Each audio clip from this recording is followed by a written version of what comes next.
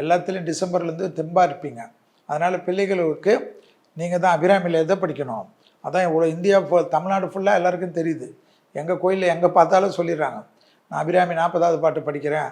ஆனால் இந்த வாட்டி நீங்கள் 43ம் படிக்கணும், 54ம் படிக்கணும், 59ம் படிக்கணும், 75ம் படிக்கணும். அப்போ தான் உங்களுக்கு நன்மை தரும். அதனால் யாரை பிடிக்கணும், தேவியில் பார்வதி தேவி பிடிச்சிக்குங்க. சிவனுக்கு சோமவாரம் ஏதாவது அபிஷேக பொருள் வாங்கி கொடுங்க. பார்வதி தேவிக்கு கண்டிப்பாக நெய் கொடுங்க தீபத்துக்கு. ரொம்ப அற்புதமான அமைப்பு ஏற்படும். பார்வதி தேவி அபிராமியை பாருங்கள். என்னென்ன பாட்டு சொல்லுங்கள்?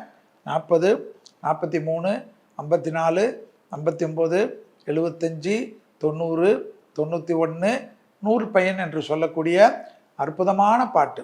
ஆத்தாலே எங்கள் அபிராமி வெள்ளி ஆண்டமெல்லாம் பூத்தாலே மாதளம் பூ நிறுத்தாலே பூவிடங்க காத்தாலே அங்கு சம பாசம் குசுமும் கரும்பு அங்கை சத்தலை முக்கினி தொழுவோருக்கு ஒரு தீங்கில்லை. இந்த பாட்டு வரைக்கும் எனக்காக படிச்சிருங்க. வேறு லெவலுக்கு ஆவீங்க. பெரிய ஆட்டம் கிடைக்கும். எக்ஸசைஸ் துலால் என்ன லைஃப் லாங் நல்லா இருக்கணும்னா சனி உச்சம் எக்ஸசைஸ்.